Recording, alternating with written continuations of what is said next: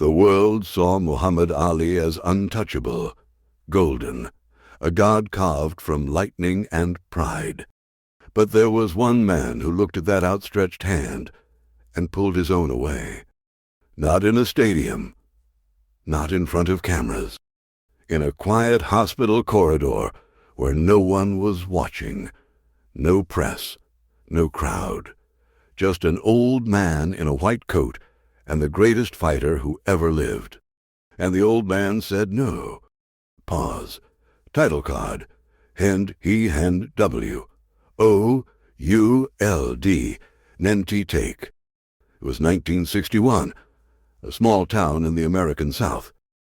The kind of place where the water fountain still had signs, where a man's skin decided which door he walked through, which counter he ate at, which hand he was allowed to shake.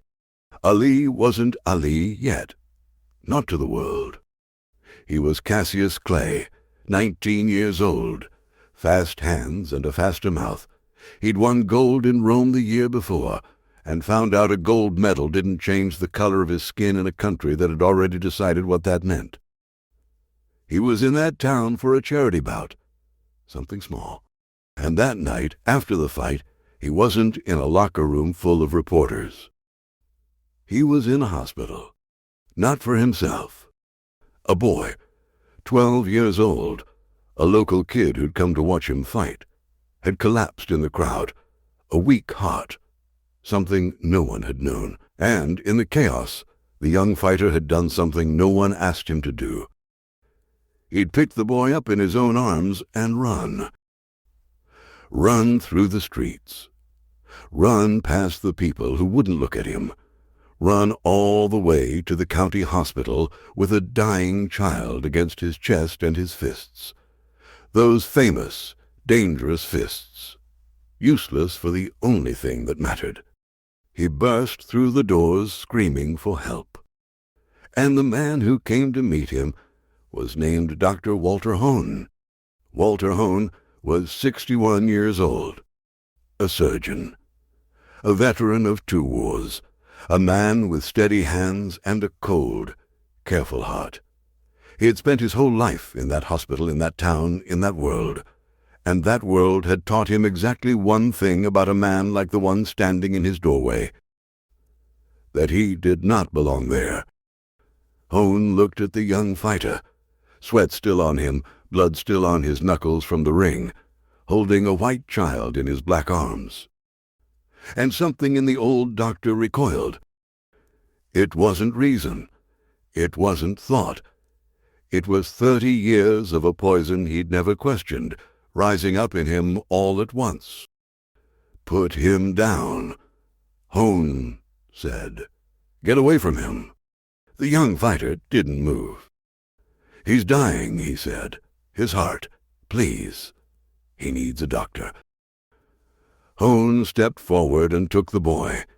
But the way he took him said everything. Careful of the child, careful not to touch the man holding him, as if the fighter's skin might leave a mark. The boy was rushed inside. Doors swung. Nurses ran. And Cassius Clay was left standing in the corridor, alone, with the child's blood now on his shirt and the old doctor's disgust still hanging in the air. He should have left. Any man would have left. He stayed. He stayed the whole night, hour after hour, on a hard bench in a hallway where he wasn't wanted, in a hospital that didn't want him, in a town that wished he'd disappear. Nurses passed him and looked away.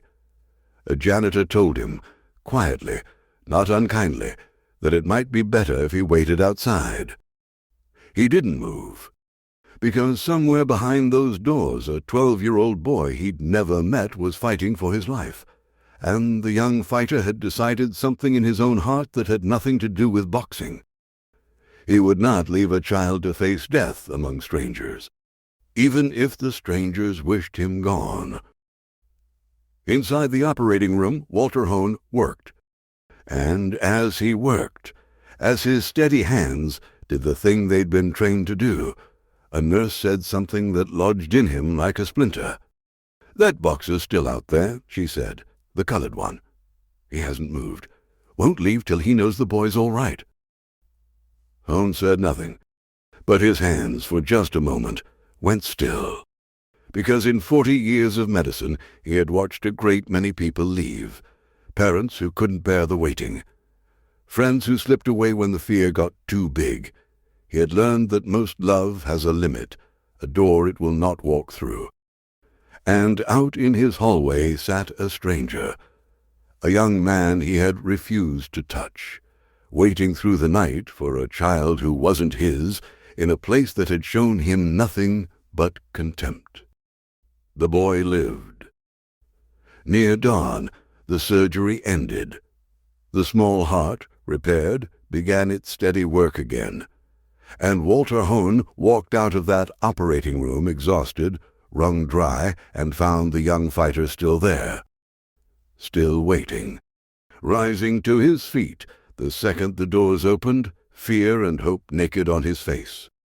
"Is he? He'll live," Hone said. And the young man, this rising champion, this loud, brash, unstoppable force, closed his eyes and wept with relief for a boy he'd known for only one terrible night. That was when it happened. The moment that neither man would forget for the rest of their lives. Cassius Clay, overcome, grateful, reached out his hand to thank him, to thank the man who'd saved the child, one human being to another, across everything the world had built between them. He offered his hand, and Walter Hone looked at it, and did not take it. The old doctor turned and walked away. He left that outstretched hand hanging in the empty air of a hospital corridor. He left it there, the way you leave a thing you've decided is beneath you. And the young fighter slowly lowered his arm. He didn't shout. He didn't curse. He didn't do any of the things a proud young man with fast hands had every right to do. He just looked at the old man's back as he walked away, and he said softly, so softly Hone almost didn't hear it, "That's all right, sir.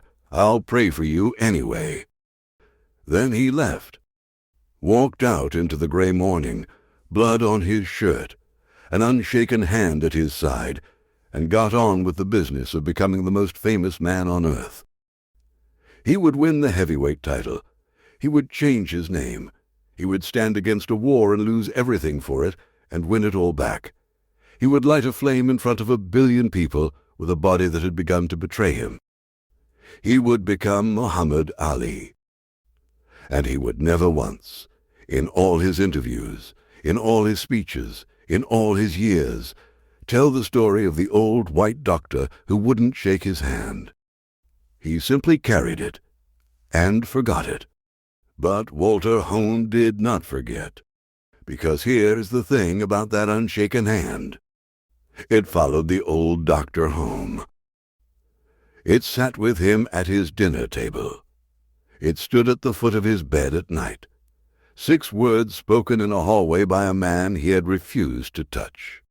"That's all right, sir. I'll pray for you anyway." Hone had built his whole life on a simple idea, that some men were less, that the world's cruel order was correct, that a hand like the one he'd refused was a hand you did not take, and then that same hand had held a dying child all night. That same man had wept for a stranger's son. That same voice, after being shamed, had answered shame with a blessing. Walter Hone was a man of logic, and the logic would not add up. Everything he had been taught said the young fighter was less. Everything the young fighter had done said he was more patient, more faithful, more decent than the doctor had managed to be in 61 years of a respectable life. Hone tried to bury it. He was good at burying things. 2 wars had taught him how. But this would not stay buried. Every time he scrubbed for surgery, he looked at his own steady hands, the hands that had refused, and he heard those 6 words, "I'll pray for you anyway." The years passed. Cassius Clay became Muhammad Ali. The name filled the world, and every time it appeared. On a television, in a newspaper, on the lips of a nation that loved and hated him in equal measure, Walter Hone felt the corridor come back. He watched the man he'd refused become a legend. He watched him refuse the war and lose his title and stand alone. And the old doctor, in the privacy of his own conscience, began to understand something that terrified him. He had been in the presence of greatness that night, not the greatness of fists. The other kind, the rarer kind, the greatness that holds a dying child, waits through a thankless night, and blesses the man who spits on it. And he had turned his back on it. Walter Hone lived a long time. Long enough to grow old and then older. Long enough for the signs to come down off the water fountains. Long enough to watch the world he'd been raised in crumble, plank by plank, and to wonder, in the wreckage, which planks he had nailed down himself.